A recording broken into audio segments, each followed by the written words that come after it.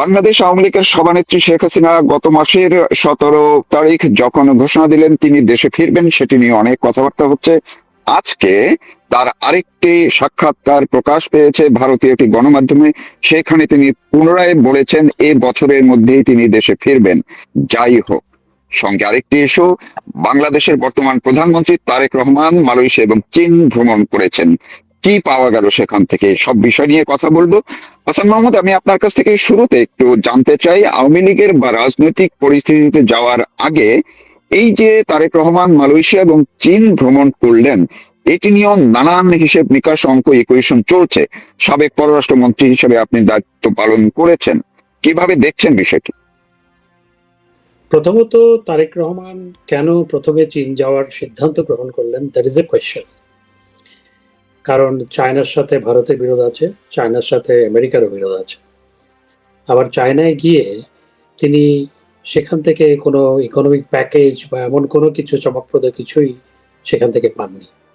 এবং পত্রপত্রিকার খবর অনুযায়ী যে আসলে চায়না সফরটা ফলপ্রসূ হয়নি। অনেকের কনক্লুশন হচ্ছে চায়না সফরটা ফলপ্রসূ হয়নি। কিন্তু সবচেয়ে বড় প্রশ্ন হচ্ছে যে পার্শ্ববর্তী দেশ ভারত, যেই ভারত আমাদের ৩ দিকে বেষ্টিত, ৪,০০০ কিলোমিটারের বেশি যাদের সাথে আমাদের সীমান্ত, সেই ভারতের আমন্ত্রণও তার সামনে ছিল। সেই ভারতে না গিয়ে তিনি প্রথমে চায়না গেলেন, অর্থাৎ মালয়েশিয়া হয়ে চায়না গেলেন। এবং একই সাথে চায়নার সাথে বর্তমান বৈশ্বিক প্রেক্ষাপটে সবচেয়ে বড় দ্বন্দ্ব বা প্রতিদ্বন্দ্বিতা হচ্ছে যুক্তরাষ্ট্রের। সুতরাং উনি কেন সেখানে গেলেন, সেটি হচ্ছে একটি বড় প্রশ্ন। সেই প্রশ্নের উত্তর তারাই দিতে পারবেন। তবে আপাত দৃষ্টিতে আমার কাছে যেটি মনে হয়, চায়না সফরটা যেভাবে ডাকডোল পিটিয়ে যাওয়া হয়েছিল এবং অনেক কিছু আদায় করার কথা বলা হয়েছিল বিএনপির পক্ষ থেকে, সেটি আসলে হয়নি। এটি হচ্ছে আমার কনক্লুশন। আমি প্রসঙ্গত একটু সম্পূরক একটু প্রশ্ন করতে চাই, এই মুহূর্তে আমার মাথায় ঢুকলো। এই যে একটা গত বছর ডক্টর ইউনূসের সময় দেখলাম মার্কিন করিডোর নিয়ে মিয়ানমারের সঙ্গে সেটি নিয়ে ব্যাপক আলোচনা, সেটি এক ধরনের এখন একটা অবস্থায় গেছে। কিন্তু এর মধ্যে এখন চাইনিজ করিডোর নিয়ে গতকালকে থেকে আলোচনা শুরু হয়েছে। খুব ছোট করে যদি এই ব্যাপারে আপনি একটু মন্তব্য করতে চান। দেখুন, এই আলোচনায় আছে এবং এগুলো আলোচনা থেকে এটি কার্যে কখন পরিণত হবে আই ডোন্ট নো, কারণ it's a very complex issue. কারণ ভূ রাজনৈতিক প্রেক্ষাপটে এটি অত্যন্ত জটিল একটি বিষয়। তো এই বিষয়ে আলোচনা বহু বছর ধরে চলছে, ২ দশক বা আরো বেশি, এবং আরো কতদিন চলবে আমি জানি না। কিন্তু এটাকে কার্যে পরিণত করা অত সহজ কাজ নয় আসলে। এটি হচ্ছে আমার উপলব্ধি। জি, এবার একটু দেশের রাজনৈতিক পরিস্থিতির দিকে যেতে চাই, আপনার কাছ থেকে একটু শুনতেই চাই। যেহেতু আপনি বাংলাদেশ আওয়ামী লীগের যুগ্ম সাধারণ সম্পাদক, দীর্ঘদিন মন্ত্রিত্ব করেছেন, এই আওয়ামী লীগের প্রতিষ্ঠা বার্ষিকী উপলক্ষে দেখলাম সরকার একদিকে বলছে দেশে আওয়ামী লীগ বলতে কিছু নাই, আওয়ামী লীগের কেউ নাই, স্বরাষ্ট্রমন্ত্রী বললেন আওয়ামী লীগ নাই। তাইলে আবার যুদ্ধের মতো একটি পরিস্থিতি তৈরি হলো কেন? কেন করলো সরকার? আমরা ২৩শে জুন আমাদের ৭৭তম প্রতিষ্ঠা বার্ষিকী ছিল এবং সেই প্রতিষ্ঠা বার্ষিকী শুধু পালন করার আমরা আহ্বান জানিয়েছিলাম। দেশের এই প্রেক্ষাপটে আমরা উদযাপন করার কথা বলিনি, পালন করার কথা আমরা বলেছিলাম। এবং আমরা কোনো অর্থাৎ হরতাল, অবরোধ, বিক্ষোভ মিছিল, এগুলো কোনো কর্মসূচি আমরা দেইনি। এরপরও সরকার যেভাবে বিজিবি নামালো, সরকার যেভাবে সেনাবাহিনী নামালো, সরকার যেভাবে ঢাকা শহরে ১৮,০০০ পুলিশ সদস্য নামালো, এতে মনে হলো সরকার আওয়ামী লীগ নামটার সাথেই যুদ্ধ ঘোষণা করেছে। এবং কার্যত যেটি হলো যে আমরা যদি স্বাভাবিকভাবে এটা পালন করতে পারতাম, তখন মানুষের কাছে যত না আওয়ামী লীগের প্রতিষ্ঠাবার্ষিকী পৌঁছাতো বা এটি যত না আলোচিত হতো, তার চেয়ে সরকারের প্রায় যুদ্ধ পরিস্থিতি ঘোষণার কারণে আমাদের প্রতিষ্ঠাবার্ষিকী কার্যত সফল হয়েছে। এজন্য স্বরাষ্ট্রমন্ত্রীকে আমি বিশেষভাবে ধন্যবাদ জানাই যে উনি যেভাবে আপনার বিবি নামালেন, সেনাবাহিনী নামালেন এবং বিশেষ করে ঢাকা শহরে ১৮,০০০ পুলিশ নামালেন, এতে আমাদের প্রতিষ্ঠাবার্ষিকী কার্যত সফল হয়েছে।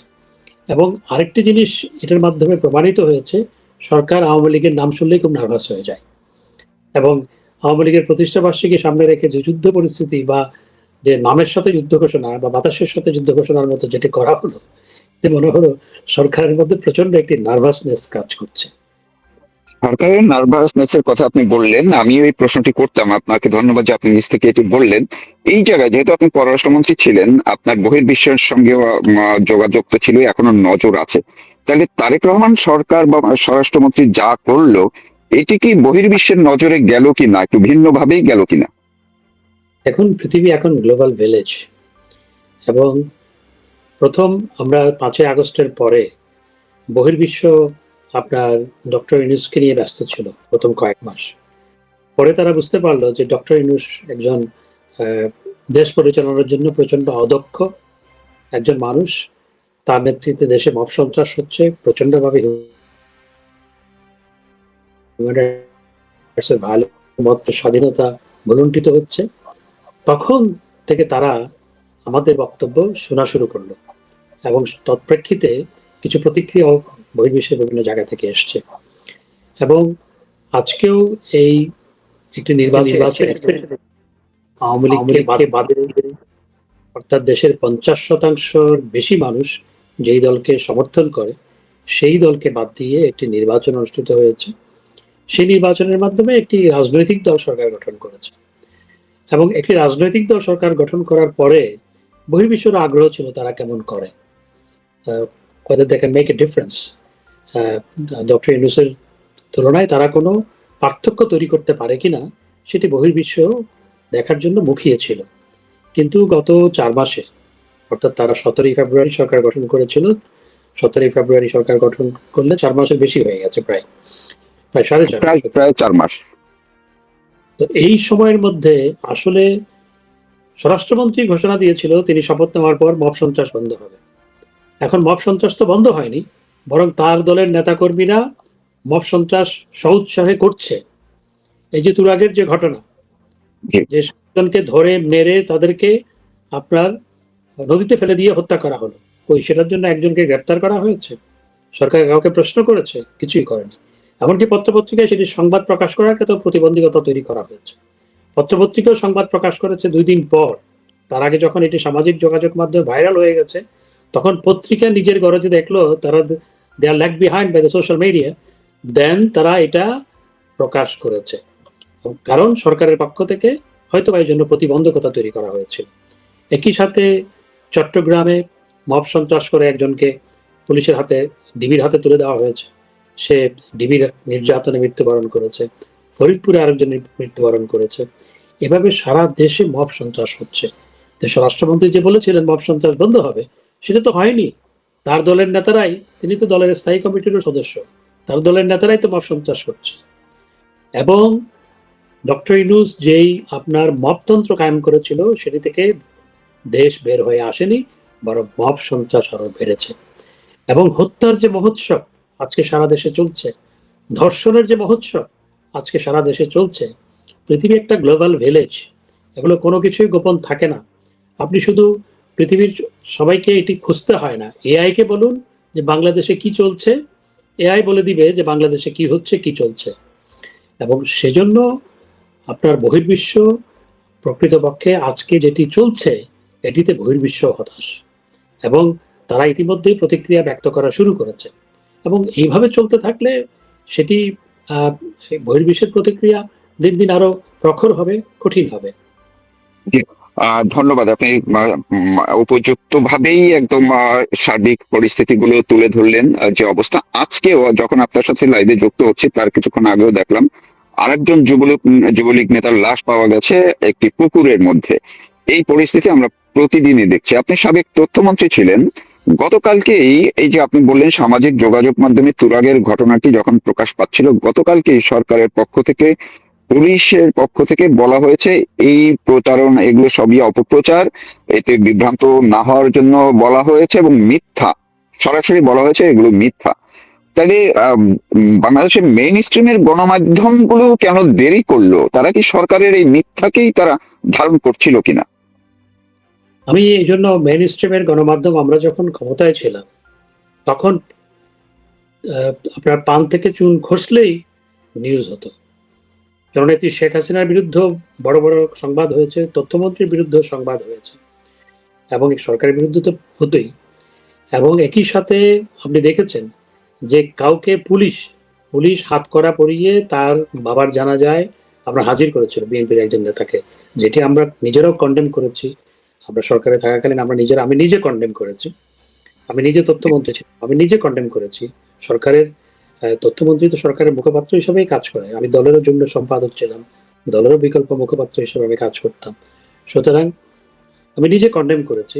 কিন্তু আজকে দেখুন যে কিভাবে মব সন্ত্রাস তো শুধু নয়, যে হাত করা ডান্ডা বেরি পরিয়ে পেরোলে মুক্তি দেওয়া হচ্ছে, অনেক সময় মুক্তি দেওয়া হচ্ছে না, যে বাবার লাশ দেখার জন্য মুক্তি দেওয়া হচ্ছে না, জেল গেটে নিয়ে দেখাতে হচ্ছে।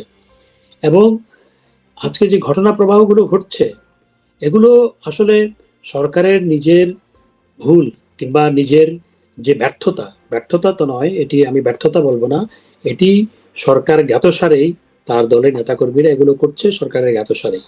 তা না হয়তো এগুলোর বিরুদ্ধে ব্যবস্থা গ্রহণ করা হতো, বা এগুলো মিথ্যা বলে আপনার এগুলাকে ঢেকে দেওয়ার চেষ্টা করা হতো না। এটি এটি করে আসলে যেটা হচ্ছে, বাংলাদেশ এখন একটা মপতন্ত্রের দেশ হিসাবে বহির্বিশ্বে পরিচিতি লাভ করেছে। বাংলাদেশ এখন একটা আফগানিস্তানের কাছাকাছি একটা দেশ হিসাবে বহির্বিশ্বে পরিচিতি লাভ করেছে। বাংলাদেশের সাথে এখন তুলনা হয় আফ্রিকার আপনার ব্যর্থ রাষ্ট্রগুলোর সাথে তুলনা হয়, বাংলাদেশের সাথে এখন তুলনা হয় আফগানিস্তানের সাথে। এবং বাংলাদেশ আগে যেখানে ছিল ইমার্জিং টাইগার, এখন বাংলাদেশের কথা যদি কাউকে বলেন যে তোমাদের দেশ কেমন আছে, মানুষ কেমন আছে, এই কথা জিজ্ঞেস করে। সবকিছু ঠিক আছে তো? তোমাদের দেশে কি এখনো মানুষ পিটিয়ে হত্যা করে পুড়িয়ে ফেলা হয়? এই প্রশ্নগুলো মানুষ করে। আমি প্রচন্ড হতাশ যে সাংবাদিকরা যেখানে আমাদের সময় এত সউৎসাহে এবং সাহস নিয়ে লিখত, সেই সাহসটা কোথায় চলে গেল? আর মানবাধিকার সংগঠনগুলো, তারা কোথায় চলে গেল? যারা প্রেস ক্লাবের সামনে প্রতিনিয়ত মানববন্ধন করতেন আমরা যখন ক্ষমতায় ছিলাম, আর যারা ভাষণ দিয়েছিলেন আসমান কাঁপে, সেই আসমান কাঁপুনিরাও কোথায় গেল? সেটি আমার এখন প্রশ্ন। এই 7 জনকে মেরে পিটিয়ে আপনার লাশ যখন নদীতে ফেলে দেওয়ার পর সেই লাশ ভেসে উঠছে, কারো আসমান কাঁপে না এখন? এবং যখন ডিবি পুলিশ পিটিয়ে হত্যা করে গ্রেপ্তারের একদিন পর, কারো আসমান কাঁপে না? এবং ডিবি পুলিশ বা আপনার অন্য গোয়েন্দা সংস্থা যখন ধরে নিয়ে গিয়ে তাদের নির্যাতনে কারো হত্যা হয়, যে হত্যাকাণ্ডের শিকার হয়, কারো আসমান কাঁপে না? মানবাধিকার সংগঠনগুলো কানে তুলে দিয়েছে আমাদের যে সমস্ত সংগঠন। আর আমাদের সাংবাদিক বন্ধুরা যারা, আমি তাদেরকে সম্মান করি, শ্রদ্ধা করি, সবাইকেই সম্মান শ্রদ্ধা করি, তাদের সাহসটা কেন হারিয়ে গেল, সেটি আমার কাছে একটি বড় প্রশ্ন। জি। এবার আসতে চাই একটু বাংলাদেশ আওয়ামী লীগের সভানেত্রী শেখ হাসিনা, তিনি যখন ঘোষণা দিলেন দেশে ফিরবেন, এরপর থেকেই নানান ভাবে কিছু হিসেব নিকেশ শুরু হয় দেশের মধ্যে। যারা ডক্টর ইউনূস সরকারের সময় শেখ হাসিনাকে ধরে বেঁধে দেশে নেয়ার জন্য চেষ্টা করছিল, বলছিল, প্রতিদিন বক্তব্য দিয়েছে উচ্চস্বরে, তারাই আবার শেখ হাসিনার ঘোষণা শুনে পরক্ষণেই তারা বলা শুরু করেছেন, এমন কিছু তৎপরতা শুরু করেছেন যাতে শেখ হাসিনা দেশে না ফিরেন। আমি উদাহরণ দিয়ে আপনার কাছ থেকে একটু জানার চেষ্টা করব। যেমন প্রথম আলোতে লেখক, একজন বুদ্ধিজীবী মহিউদ্দিন আহমেদ একটা আর্টিকেলে লিখেছেন, শেখ হাসিনা ফেরা এটি আকাশ কুসুম কল্পনা। প্রথম আলোতে এটি ছাপিয়েছে। তো যদি তাই হয়, তাহলে আপনার কাছে কি মনে হয় শেখ হাসিনা ফেরার, আজকেও তার ইন্টারভিউতে তিনি বলেছেন এ বছরেই ফিরবেন, তারপরেও কেউ কেউ বলছেন কেন যে এটি হয়তো বা কথার কথা, আকাশ কুসুম কল্পনা? আপনি কি বলবেন? জননেত্রী শেখ হাসিনা জীবনে বহুবার মৃত্যুর মুখোমুখি দাঁড়িয়েছেন। তাকে 19 বার এবং 5ই আগস্ট সহ 20 বার হত্যা করার অপচেষ্টা চালানো হয়েছে, এবং তিনি বহুবার কারাগারে গেছেন। তিনি মার্ডার কেস মাথায় নিয়েই কিন্তু 2007 সালে দেশে ফিরেছিলেন, এবং তখন তাকে গ্রেপ্তার করা হয়েছিল। এরপরে তাকে গ্রেপ্তার করা হয়েছিল, তিনি জানতেন তখনও তার মৃত্যু ঝুঁকি ছিল, তাকে এয়ারপোর্টেই মেরে ফেলা হবে সেই হুমকি দেওয়া হয়েছিল সরকারের পক্ষ থেকে, তৎকালীন সরকারের পক্ষ থেকেই বলা হয়েছিল। তার সাথে কমিউনিকেট করে তার কাছে খবর পাঠিয়ে দেওয়া হয়েছিল, তিনি আসলে পরে তিনি এয়ারপোর্টে মৃত্যুর মুখোমুখি হতে পারে, সেটি বলা হয়েছিল। কিন্তু তিনি সেগুলো জেনেও তিনি বাংলাদেশে ফেরত গিয়েছিলেন। জননেত্রী শেখ হাসিনা প্রচন্ড সাহসী একজন মানুষ, কারণ তার ধমনীতে বঙ্গবন্ধুর রক্তস্রোত প্রবাহমান। বঙ্গবন্ধু যেমন মৃত্যুর মুখোমুখি দাঁড়িয়েছেন বহুবার, জননেত্রী শেখ হাসিনাও মৃত্যুর মুখোমুখি দাঁড়িয়েছেন বহুবার, এবং মৃত্যুর মুখোমুখি দাঁড়াতে তার কোনো দ্বিধা নেই। তিনি জেনে শুনে বুঝে মিন করে বলেছেন তিনি দেশে ফিরবেন। এবং আজকে সমগ্র দেশ জননেত্রী শেখ হাসিনার সাথে। আজ থেকে ১.৫ বছর আগে কি কেউ ভেবেছিল যে শেখ হাসিনা আজকে এরকম জনপ্রিয় হবেন? ১.৫ বছর আগে কি কেউ ভেবেছিল? ১.৫ বছর বা ১৫ বছর আগে কেউ কি ভেবেছিল যে শেখ হাসিনা এরকম জনপ্রিয় হবেন? আজকে জননেত্রী শেখ হাসিনার অ্যাপ্রুভাল রেট কেউ স্বীকার করুক আর না করুক, আপনি রিক্সাওয়ালার কাছে জিজ্ঞেস করেন, আপনি মাছ বিক্রেতার কাছে জিজ্ঞেস করেন, আপনি একজন গৃহিণীর কাছে জিজ্ঞেস করেন, আপনি একজন ভিক্ষুকের কাছে জিজ্ঞেস করেন, বলবে শেখ হাসিনাই ভালো ছিল। তো আজকে শেখ হাসিনার জনপ্রিয়তা যখন তুঙ্গে, তখন জননেত্রী শেখ হাসিনা জনতার সমর্থনের উপর ভর করেই, জনতার সমর্থন নিয়েই দেশে ফিরবেন ইনশাআল্লাহ সঠিক সময়ে। জি, আমি শেষ পর্যায়ে একেবারে একটু জানতে চাচ্ছি আপনার কাছ থেকে যে এই বিএনপি সরকার ক্ষমতায় আসার পর কিংবা ভোটের আগে আগেও আওয়ামী লীগ বা সমমনা যারা আছেন মুক্তিযুদ্ধের পক্ষের অনেকের কাছে মনে হচ্ছিল যে বিএনপি সরকার গঠনের পরে হয়তোবা আওয়ামী লীগের রাজনীতির দুয়ার একটু খুলবে, কিন্তু আমরা দেখলাম পরে আরো উল্টোটা হয়েছে। সংসদে পাশ করা হয়েছে ডক্টর ইউনূসের সেই অধ্যাদেশ এবং রাজনৈতিক কার্যক্রম বন্ধ, এবং এখন রীতিমতো একেবারেই বন্ধের মতোই একটি তারা পরিস্থিতি তৈরি করে রেখেছে। তারপরেও কেউ কেউ বলছে যে হয়তোবা এই বিএনপি সরকার আওয়ামী লীগকে রাজনীতি করার বা মাঠে ফেরার কোনো পথ তৈরি করবে, যেহেতু তারা গণতন্ত্রের কথা বলে। আপনি কি মনে করছেন আসলে কি তারেক রহমান সরকার কবে নাগাদ আওয়ামী লীগকে রাজনীতি করার পথ তৈরি করতে পারে? এটা আপনার মন্তব্য কি হবে? প্রথমত, কেউ পথ তৈরি করে দিবে সেজন্য আওয়ামী লীগ বসে থাকবে না বা বসে থাকে না। আওয়ামী লীগকে নিজেকেই পথ তৈরি করতে হবে, আমি এটাতেই বিশ্বাস করি। তবে হ্যাঁ, আপনি যেটি বলেছেন যে নির্বাচনের আগে কিংবা পরপর অনেকে ভেবেছিলেন যে অন্তত একটি রাজনৈতিক দল সরকার গঠন করেছে, সুতরাং সবাই যাতে মত প্রকাশ করতে পারে, রাজনীতি করতে পারে, সেই পরিস্থিতিটা এই রাজনৈতিক সরকার করবে। কিন্তু সেটি না হয় আমরা দেখতে পাচ্ছি বরং উল্টো হচ্ছে। তো আওয়ামী লীগ কখনো কেউ পথ তৈরি করে দিবে সেটার জন্য বসে থাকবে না। তবে দেশ তো জোয়ার ভাটার দেশ, নদীতে একবার জোয়ার হয় আবার ভাটা হয়, এবং কেউ চিরকাল ক্ষমতায় থাকে না। আমরাও থাকিনি, ১৫ বা ১৫.৫ বছর পর আমাদের বিদায় নিতে হয়েছে। কেউ চিরকাল ক্ষমতায় থাকে না। ভবিষ্যৎ রাজনীতির কথা মাথায় রেখে, দেশের কথা মাথায় রেখে আমি মনে করি যে আজকে বিএনপি যেই পথ অবলম্বন করছে সেটি থেকে বেরিয়ে আসবে। আমাদের দেশের সবচেয়ে বড় সমস্যা হচ্ছে the politics of confrontation, politics of denial, politics of hate। এখান থেকে দেশকে বের করে আনতেই হবে। যে একদল ক্ষমতায় আসলে আরেক দলকে ঠেঙ্গিয়ে দেশ থেকে, মহল্লা থেকে, পাড়া থেকে, গ্রাম থেকে বের করে দেওয়া, এই রাজনীতি বন্ধ হতে হবে। সেটি যে কারো ক্ষেত্রে, আমি সব দলের ক্ষেত্রেই বলছি। এবং যে পলিটিক্স অফ হেইট, একে অপরেরকে ঘৃণা করার যে রাজনীতি, একে অপরের ছায়াও না দেখার যে রাজনীতি, এটি বন্ধ হতে হবে। এটি বন্ধ না হলে দেশ কখনো এগিয়ে যেতে পারবে না। যেভাবে সমাজ দেশটাকে বিভক্ত করে ফেলা হয়েছে রাজনৈতিক বিশ্বাসে, এখান থেকে দেশটাকে বের করে আনতে হবে। তো সেই ক্ষেত্রে আমি মনে করি সবারই শুভবুদ্ধির উদয় হওয়া প্রয়োজন। তো আমি বিএনপি আজকে যে পথ অবলম্বন করেছে, আমি আশা করব তাদের উপলব্ধি হবে। কিন্তু আওয়ামী লীগ কখনো কেউ পথ তৈরি করে দিবে সেজন্য বসে থাকবে না। আওয়ামী লীগ নিজের পথ জনগণকে সাথে নিয়ে নিজেই তৈরি করবে। জি, অনেক ধন্যবাদ আপনাকে। আপনি বেশ কিছু ইস্যু নিয়ে কথা বললেন। আশা করি দর্শক আপনারা যারা শুনছেন কিংবা পরে শুনবেন, প্রতিটি ইস্যুই গুরুত্বপূর্ণ। বেশ কয়েকটা ইস্যুতেই তিনি কথা বললেন।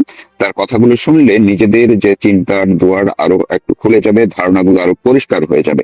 অনেক ধন্যবাদ ও কৃতজ্ঞতা জানিয়ে আমি এখনকার মতো শেষ করছি। ডক্টর হাসান মাহমুদ, আপনি ভালো থাকুন, সুস্থ থাকুন, অবশ্যই নিরাপদে থাকুন। কথা হবে অন্য কোনো ইস্যুতে অন্য কোনো সময় আবার।